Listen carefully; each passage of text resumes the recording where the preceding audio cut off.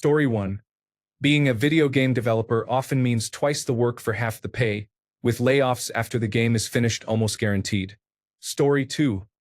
As a brewer, everyone thinks it is just relaxing and tasting beer, but it is mostly endless cleaning.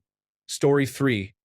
Being a professional athlete below the major leagues means earning far less money, still having to work just as hard, and being on the road all the time. Story 4. Unless you are truly passionate about the medical field, choosing it for the guaranteed pay will make you miserable. Story 5. Baker. People imagine a young woman in a cute apron running a boutique bakery. My whole family is made up of bakers. My father is by far the hardest worker I have ever met, and he could only handle the job for a few years at a time before needing a break. You have to get up at obscene hours to make sure the breakfast goods are fresh every day. The machines in the back are brutally hot and extremely dangerous. Some can maim you, others can be deadly. And that is just the off-season. During the holidays it is a madhouse. I did not see my dad from October to January in the years he was baking. Being the child of a baker was great, though. Bottomless vats of chocolate and racks of cookies. Story 6. Avoid anything involving business travel. There will not be interesting people waiting to chat with you in hotel bars. Ask me how I know. Story 7. Park ranger jobs. People imagine hiking in the woods and living in a cabin. In reality, park rangers are often paid near minimum wage, sell tickets at park entrances, or handle customer service at ranger stations. Many seasonal rangers are laid off at the end of the season. You must work for years in temporary seasonal positions before you can apply for a permanent position. Even if you obtain a permanent job, a new administration may be elected and lay off recent hires. Story 8. Being a chef looks glamorous until you are crying in a kitchen at 200 degrees Fahrenheit for 12 hours. Story 9. Acting. Think of how many actors do not get the chance to work. Story 10. I have a friend who is a senior flight attendant with United Airlines. The stories she tells are so stunning I sometimes check her eyes to see if she is having a waking nightmare. She loves her job. She is small and looks about 20, with the sweetest face, so people do not realize that when they become aggressive, rude, or demanding, she is essentially a black belt at handling difficult passengers. But the work is exhausting. The benefits are incredible. Free travel. It takes a very specific type of person. Story 11. It amuses me how much tradwife influencers fixate on owning land and animals. I've spent thousands of hours covered in animal fluids, trying desperately to save animals' lives in the middle of the night. I spent holidays nursing sick horses back to health. I've handled deceased foals and fostered orphans onto new mothers. I fed foals every 2 hours when they had no mother. I did physiotherapy on my knees, bending splinted legs of foals with contracted tendons. I performed emergency procedures to deliver foals from mares and attempted resuscitation. I traipsed through mud and rain all winter to keep them fed and warm. So go ahead. Bake bread and masturbate to the simple farm life you idolize. Story 12. Therapist. Oh, you just talk and listen all day? I wish I got paid to talk all day. Reality. Listening closely in real time while selecting the best therapeutic intervention for each client. Remembering many clients' histories and relationship nuances. Working to prevent suicide and homicide and fulfilling mandated reporting obligations. Recognizing that therapy does not provide housing, managing rapid mood shifts between consecutive clients, recovering from an intense trauma disclosure while the next client is celebrating a major success, high exposure to secondary trauma, and losing clients to overdose and suicide is devastating. Story 13. Lawyer. You spend most of your career arguing over money and spending thousands of dollars a year on LexisNexis because it has a monopoly. Story 14. I feel like people romanticize the trades and specifically carpentry, but as a carpenter it is not as romantic as some people believe. It is backbreaking work, often done as self-employment, exposed to freezing cold and excessive heat, with risks of hearing damage and serious injury every day. Story 15. Writing sounds glamorous, sitting in a comfortable office and typing all day. Writer's block, deadlines, and editors can be a bitch. Story 16. Veterinarian comes to mind. While you spend your day working with animals, many of them die, and you will not be able to save them all. If you like dogs, consider that you may spend a significant portion of your time watching them die. Many pet owners behave poorly. Some are incredibly stressed because they are losing a beloved pet and take it out on you. Others choose to let their pets die from a treatable condition instead of paying for a procedure. Story 17. This is a borderline case because the job is portrayed negatively as often as it is positively, but there remains an archetype of reporters as intrepid truth-tellers who sift through the files of corrupt politicians and expose injustice. Those kinds of reporters still exist, but far fewer now. In the click economy, it is difficult for editors to support investigative journalism. Those stories take a long time, carry legal risks only the largest media companies can afford, and usually attract a fraction of the views compared to clickbait about minor celebrities. The average journalist ends up writing celebrity gossip or a doctor's supposed anti-aging trick that they do not want you to know about and hates themselves for it. It is a deeply cynical and depressing work environment. Most clickbait journalists began wanting to be intrepid reporters speaking truth to power. Story 18. Any job will be miserable if the person in charge chooses to make it miserable for you. Story 19. As an architect, you study for a significant portion of your early life, only to find yourself stuck at a computer working with computer-aided design software, adjusting a design you never influenced. Story 20. Executives. I was an executive assistant for 6 awful years. They are all paranoid people with no downtime. Story 21. As a librarian, people think I read all the time. Now, public librarianship means dealing with people, and people can be awful. Most people are decent. I would say 99%, but the rest can be difficult. Some give us good stories, but others are challenging. I have been sexually harassed, threatened with a lawsuit for not giving someone a library card, and I have faced a death threat. Despite that, I liked my job and I loved the people I worked with. I did not sit around reading all day, though. Story 22. Working with the elderly is challenging. The majority are not cute little old ladies. Most are chronically ill older men who are angry, scared, and stubborn. I am oddly good at working with these people, but many burn out quickly. Source me, physical therapist. Story 23. The fashion industry looks fun and glamorous, but it is an incredibly exploitative industry with low pay and a culture of bullying. It is often run by narcissistic or abusive individuals. Granted, it is not all like that and can be enjoyable, but it is overrated. Story 24. As someone who works in the financial technology industry with dreams of escape, what I've learned from this thread is that working generally sucks, and we should create a commune in the woods where we grow food, trade goods, and dance naked around a bonfire under the full moon. Story 25. Making your hobby a career. Whatever it is, you are likely to struggle with losing the hobby as it becomes a source of stress. I do not recommend it. Some people make it work without losing their outlet, but they are the exception in my experience. Story 26. Anything done for 40 or more hours a week, endlessly with a constant stream of interchangeable customers, becomes draining. Our brains were not selected for anonymous, disengaged toil with no clear, achievable goals except ceaseless repetition aimed at accumulating an abstract quantity. Money. We want meaningful work. That is, projects with concrete ends for ourselves or for people we know and like.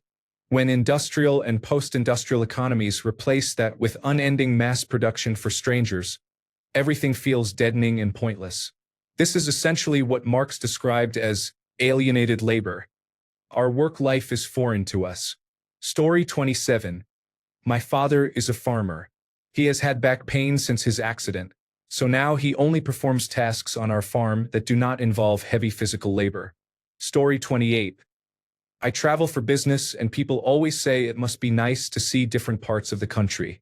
In reality, I only see the insides of airports, airplanes, rental cars, and hotels. Story 29. Working in a bakery is not cute, whimsical, or cozy.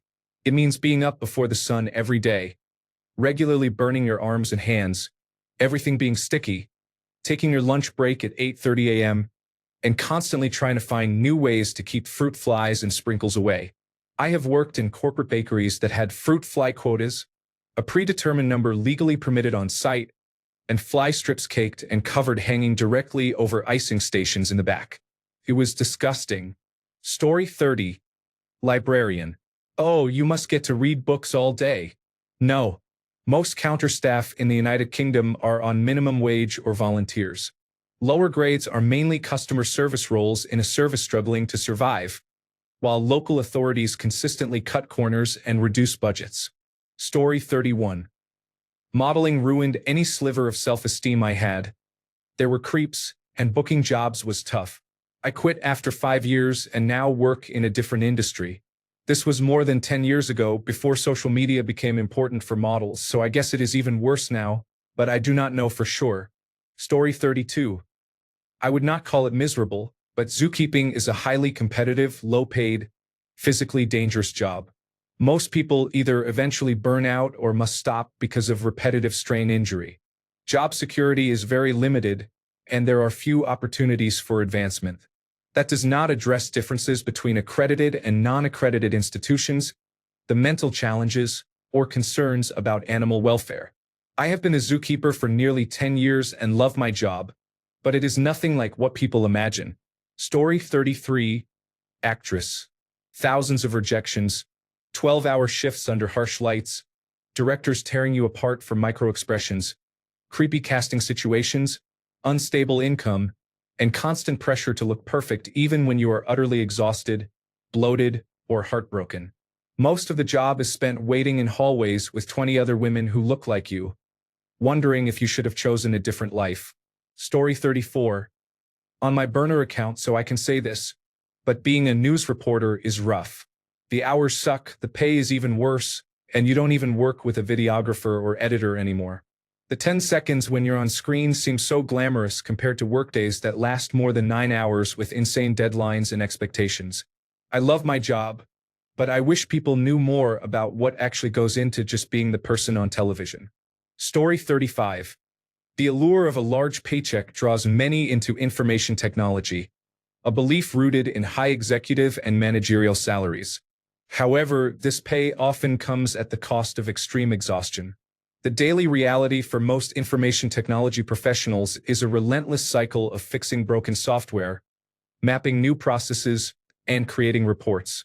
This work demands intense, focused effort and continual self-education. Schedules are frequently miserable, with uncompensated overtime becoming the norm because management routinely underestimates the hours needed and often fails to account for necessary testing and sudden problems. The work can be lonely, requiring long stretches of silence and isolation to dedicate all mental energy to solving a complex issue that may have appeared only moments before. Story 36. Beekeeping is not something everyone is good at like the people on television. The constant stings are awful if you have anaphylaxis. Story 37. I'll name 2 jobs I have and one I've done. Nightclub server or bottle server. The money can be great, but it's basically preschool-level customer service with an extremely high standard of beauty. I say preschool level because I'm so tired of grown men not keeping their hands to themselves in multiple ways. It's not partying all the time or loving partying. I have one coworker who thinks this job is fun. It's their first job and, if I remember correctly, they have a degree in hospitality. Any low-level manager job, including retail and fast food. I won't include restaurant or nightclub manager because those paths are known within the industry to be scams. Retail and fast food managers seem to get decent pay for barely more work, sometimes less. I've been assigned tasks I should not have had to do many times, so it's not actually good money most of the time. It's usually only $1 to $4 more per hour. Sometimes it's 3 times the work for only $1 more. I'm an assistant manager at one job, and the only difference between me and my boss is $1 per hour and 3 times the work. They say if I work hard, I can have that job eventually, but I don't want it. If it were salaried and mostly work from home, meaning I could get the work done in half the time, I might consider it. But it's not. They would want me there 6 days a week, doing overtime, training employees, and running the whole establishment alone for $20 per hour in California, plus traveling to corporate meetings at least once a year. My job technically involves retail without going into specifics. I don't really sell anything. Clients come in, contracts are signed, and when they no longer need it, they leave and are hopefully replaced. It's mostly management and computer work. Boring stuff. Third, dental assisting. Dental assisting is a horrible job for multiple reasons, but I'll keep it short. Most people think it's easy and pays well. The pay is nowhere near as good as people think. Pay often starts below the general minimum wage because dental offices are considered small businesses and may follow different rules. Even in California, almost all dental offices are small businesses. When McDonald's paid $16 per hour, dental assistants were paid $14.59 per hour. People who have higher wages earned it, and their credentials might include registered dental assistant and expanded functions level 2. Most dental assistants do not retire due to age. They retire because of early spine surgery or chronic back issues. Every instructor I had in dental assistant school had spine surgery. Many healthcare jobs are physically taxing, but dental assisting was damaging my back at 18. It took until I was 24 to start feeling mild tingling from future back problems while working in customer service. That's all I'll say for now. Story 38. Zookeeping is 85% cleaning animal waste, 5% working with the Zoological Information Management System, and 10% explaining to guests. Yes, the alligator is real. She just does not move much. No, I do not paint her nails. They are naturally white. Story 39. Working in hospitality is often perceived as fun, but it usually involves stress, low pay, and rude customers. Story 40. Kindergarten teacher. My mom is now retired, but she was one for over 40 years. She adores children, but the stress she was put through every day was not healthy. We live in Romania, and here you can have up to 30 children in a class. The noise was unbearable every time I called her. The younger they are, the more difficult they are to control. The viruses the children brought, from early fall to late spring, were constant. The entitled parents who believed only their child mattered were exhausting. Awkward conversations with parents when their child would bite or hit others made for nonstop mayhem. The worst part was that if one of the 30 children trips and hurts themselves, you could even go to jail because they were in your care. It's impossible to watch all of them at the same time during playtime.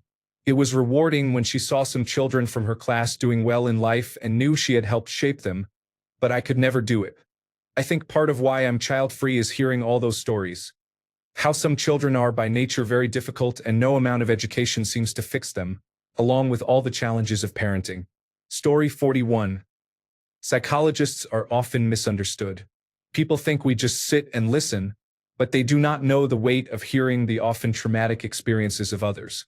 Story 42. I'm a librarian. So often parents come up to me, sometimes friends of my grandmother from church, sometimes patrons, and ask if I can talk to their quiet, bookish teenager about becoming a librarian. I'm happy to talk with them, but it won't be a glowing, romantic talk. I tell them it's a job that is largely customer service, often involves speaking in front of a crowd, and regularly includes sexual harassment, which is common in public libraries where you often work with unhoused and mentally ill patrons. I tell them that reading widely in my spare time for the sake of Reader's Advisory killed my love of reading, and now, 5 years out of the public library system, I'm finally able to read for joy again. I tell them you have to get an expensive certification, but there aren't enough jobs. I was in the casual pool for 4 years before I found a full-time position. I tell them I had a patron who became a stalker, and that I once found someone midway through a suicide attempt. Years later, I still get a sick feeling whenever I see a student sleeping at a desk, because that's how we found her. I enjoy my job, but it isn't the natural fit for the nervous, bookish, quiet people we were sold it would be. Story 43. Hairstylist. You stand on your feet for 8 or more hours a day, perform cutting and coloring services, and simultaneously act as an unlicensed therapist while clients share personal trauma. The disrespect is constant. Many people look down on this trade as if it is just easy work or not even a real profession, but a hobby. Do not get me started on the pay. Unless you own your own salon, which brings the stress of running a business, you will barely make any money until you have been doing this for 10 or more years and have a full clientele. Even then, you will not make significant money unless you work full-time. If you do work full-time, Expect physical therapy and medical bills after 10 or more years of full-time work. Your shoulders, back, and neck will be worn down. You may develop varicose veins and foot problems. I could go on. I cannot wait to leave this profession. But yes, it is considered an easy job. All we do is talk and play with hair all day. Story 44. Archaeology in the United Kingdom involves spending most of your time cold, wet, and filthy. Story 45. Over-the-road truck driver. You are basically homeless and the pay is pathetic. Sign up with the wrong company, and you can find yourself owing the company money on payday. Story 46. Software engineering.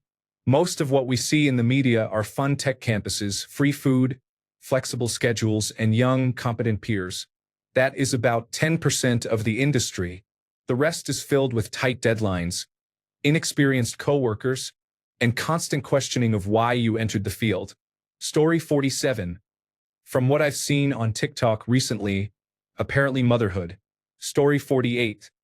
Being your own boss sounds ideal. I run a relatively successful Etsy shop and sell handmade goods. In theory, crafting all day and making my own schedule is the dream. In reality, it can be hard. Income varies weekly, customer ratings can make or break your business, you are never off the clock, and burnout is very real. Story 49. Veterinarian? You may be excited by the animal aspect, but the job can be very draining. Caring for sick animals and performing euthanasia frequently takes an emotional toll. Many clinics have toxic work environments, and the profession has a high suicide rate. Story 50. Video game quality assurance. You get to play games all day, but you test broken internal versions repeatedly to find differences between the specification and what is in the game. Story 51. The military, particularly the United States military, is often thought to require sacrifice and discipline. In reality, it is not simply a group of ultra-competent operators making everything happen. It can be disorganized. Even at the highest levels, people sometimes pretend to have all the answers. I work for a non-American military, and every time we operate with the United States military, the illusion of complete competence falls apart. Work gets done, but it often feels like a group of personnel arguing and improvising. Even in air safety, my country has strict rules and extensive regulations for aircraft operations. When we work with the United States, they often adopt a more relaxed, improvisational approach. Story 52. Nursing. I spent years completing my prerequisites, so by the time I was on the floor for clinicals, I was shocked. Nothing really prepares you for it. It is hard to explain, and I understand. By the time you have made it to clinicals, you feel locked in and find it too difficult to turn back. But I am glad I did not let it scare me away. Story 53. Being a professor and sometimes a teacher, people often focus on the idea that we have a lot of time off. For me, that is really just August. Not having much to do in August is an upside, but it only applies if you are not preparing a new class for the following semester, because then you must spend much of the summer preparing. People also focus on the fact that we only teach a limited number of hours. At my school, a full-time professor teaches at most 12 hours a week, but time spent in class is the easiest part. Preparing classes, presentations, and worksheets, keeping up with the scientific evidence on the topics you teach, grading exams, essays, reports, and papers, answering student and faculty emails, and attending meetings are actually the bulk of the workload. I fell for the romanticized idea of university teaching when I was invited to teach and thought I would have a relaxed schedule, but I have never had less free time. I manage my time reasonably well, but there is always more to do. Story 54. Chef. Laughing out loud. People watch The Bear and think being a chef would be fun. It is literally shoveling trauma down your throat. Story 55. Curator. Underpaid, overworked, and facing cuts to funding year after year, while visitors expect bigger and better exhibitions. Working with objects and artifacts is rewarding, but unless you are in a large national museum, your collection stores are often old, cold, and not fit for purpose. They are frequently damp or moldy, and something is always falling to pieces. There are never enough boxes and no money to buy them, yet people arrive weekly and become upset when you cannot accept their donations because there is no space. If you work in a social history museum, everything seems to contain asbestos. Hairdryers, wallpaper, nightgowns, talcum powder, makeup compacts, or tubes of toothpaste. Support your local museums. They may be small with basic exhibitions, but they are doing their best on tiny budgets, and you never know how long they will survive before the local council closes them, because culture is so underfunded, at least in the United Kingdom. Story 56. I am a small animal veterinarian. It is not cuddling fluffy, cute animals all day. It involves putting a finger into dogs' rectums many times a day to express fishy-smelling anal glands, touching sticky, gooey, waxy ears, and dealing mostly with feces, urine, blood, and vomit. You also get screamed at by the public when you tell them the cost to treat their pet. People say things like, "You must just be in it for the money," or "You must be rich." No. I drive my mum's hand-me-down 12-year-old Fiat 500 and I rent. I could go on. I only wish I had known before I went to vet school. The veterinary profession also has some of the highest rates of suicide and depression, and I completely understand why. It is awful on many levels. Story 57. Healthcare makes you viscerally realize how inefficient the systems are and how uncaring administration can be toward its staff. Story 58. Working with animals or in any veterinary field, you see a lot of neglect and death. Working in a library might seem easy and fun for a bookworm, but you deal with the public all day, which can be very difficult for introverts and highly sensitive people. Story 59. Hot take. At times, being a retail florist is miserable. Story 60. Anything in the nonprofit sector that directly serves people is meaningful work. Yet you are often worked to the ground and no one is serving your needs. The pay is poor and you are usually doing the work of 2 to 3 people because teams can be very small. I am a professional in the nonprofit sector with a decade of experience who is exhausted and has nothing left to give. Story 61. Maybe being a lawyer is not as romanticized as I imagine. I fully believe you need some sociopathic tendencies or unhealthy methods of numbing yourself to make it a lifelong career, unless you are single and okay with not being present for your family and friends. Story 62. Journalism. At first it feels exciting. You get to be on television or have your name on a byline. You get to contribute to important issues, tell compelling stories, and travel. While those things can be true, it is also grueling work with long hours and, most of all, a very thankless job with poor pay, especially when starting out. You might spend 8 to 10 hours tracking down Muhammad Ali's lawyer, digging for a direct phone number for a quick 30-second segment. Then it is on to the next assignment. All that work with little recognition means you must care a lot to stay in the field. Most people I know eventually moved into marketing or communications and now earn much more while doing less work than journalism ever paid. Story 63. Working at Disney World or Disneyland sounds magical, but depending on the role, it often means taking verbal abuse from guests and nearly passing out from the heat. You may worry you have broken one of the many rules and could get in trouble for something minor, and pay is so low that most people need for roommates just to afford housing. Story 64. This is a bit of an obscure one, but for me the answer is working in Antarctica, specifically McMurdo Station. I have spent 9 field seasons working on the ice as part of different research projects. In each deployment, I first passed through McMurdo Station before heading out to the deep field. I met many young people in McMurdo who all had the same story. They delayed or dropped out of college, or quit stable jobs for the chance to live and work in Antarctica. They described it as a magical experience and had romantic visions of braving the elements like Shackleton. The truth is that most of these young workers ended up living and working in McMurdo, often working as janitors, cargo haulers, or in the mess hall. The work is poor and they are essentially stuck for 6 months in a diesel town. They watch scientists come through and head out to exotic, remote places while they remain cleaning bathrooms in the McMurdo dorms. With that said, work at the field camps is not much more glamorous. I would work 12-hour shifts in -40 degrees, drilling and logging ice cores. I have had frostnip multiple times and nothing heals at those temperatures. It is incredibly exhausting work, and unless you are truly passionate about the science, it can be hard to stay motivated. Thankfully, I love glaciology, so my deployments have been rewarding, but the days are still incredibly hard. You are always so cold. Story 65. Archaeology.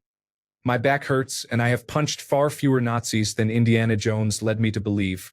Story 66. Being a scientist can mean low pay.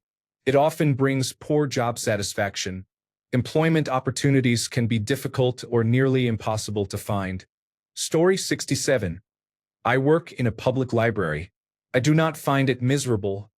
I personally love it. When I tell people I am a librarian, they assume it is a very quiet, peaceful job where all I do is read books and shush people. In reality, it is much closer to social work. A small percentage of patrons actually come to read, browse, and talk about books. Mostly the patrons are unhoused or deeply impoverished people who do not have access to the internet or to computers. Many are technology illiterate or cannot read, and some are mentally or physically unwell and often desperate. I spend a lot of time connecting people to inadequate community resources and teaching simple computer tasks like how to copy and paste or download files.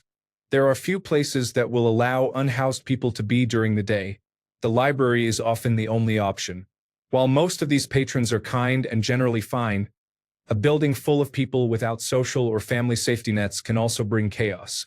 When you hear disturbing comments or see extreme behavior, it is often someone with untreated mental illness who spends every day on a public library computer.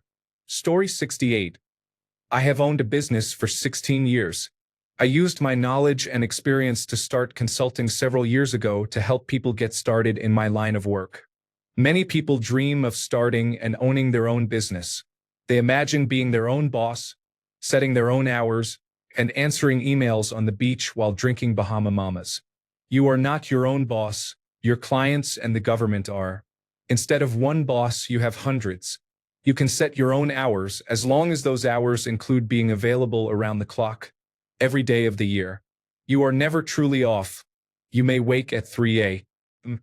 thinking about a pile of tasks. If you do take a day off, no one is there to pick up the slack. When you return, you must complete everything that was not done during your absence. I do work from different places to answer emails, usually local coffee shops. There is a large destination resort in town with a fireplace that stays lit all winter where I occasionally sit to work. But do not think running a successful business is an easy path. It requires an enormous amount of work. I would say 75% of the people who hire me as a consultant do not make it to the end of the year. Some give up after a couple of months. No, I will not refund your money because you changed your mind. Story 69. Anything involving fame and recognition among the general public. Story 70. Restaurant chef. People picture plating tiny works of art and shouting "Yes, chef" all night. In reality, it is 12-hour shifts on your feet, heat, burns, constant stress, lost weekends, and getting yelled at because someone wanted their steak cooked a different shade of medium. You barely see daylight, and by the time you are off work, you are too tired to cook for yourself. Story 71. Any creative job, such as graphic designer, video editor, or animator, can turn your passion into a burden. When you work for someone rather than freelancing, you must follow their visual identity and creative direction. Even when you create something objectively good, they may criticize it and ask for repeated revisions until the final product looks so poor that you are ashamed to admit you designed it. The client is often treated as always right in this industry, even if their ideas are ugly as hell. If people dislike the result, you are blamed even when you had no real power to decide. When a new logo, movie poster, or book cover is widely criticized, I think the designer probably had strong drafts, but the final result reflects what the client insisted on. Story 72. YouTube creators and influencers must continually produce content to remain relevant. Many start producing large amounts of low-quality material and ultimately fade away, or they create good content so rarely that they are forgotten. Either way, they become stressed. Story 73. It is ridiculous for a novelist to sit at home and have a nervous breakdown over the structure of a single sentence. Story 74. Working for an airline as a flight attendant. People imagine travel, beauty, and glamour. In reality, the job involves fatigue, a tight schedule, constant flights, rude passengers, and almost no sleep. Story 75. Teaching seems fun at first, but in reality you become a second parent to children and you are not paid enough for the work you do. Story 76. All jobs are miserable at some point. Some are more tolerable than others. 98% of us only work because we need the paycheck. You may like or even love your job, but you would not do it if you did not get paid. Thanks a bunch for sticking around till the end of the video. Remember to subscribe, and until next time, stay awesome and goodbye.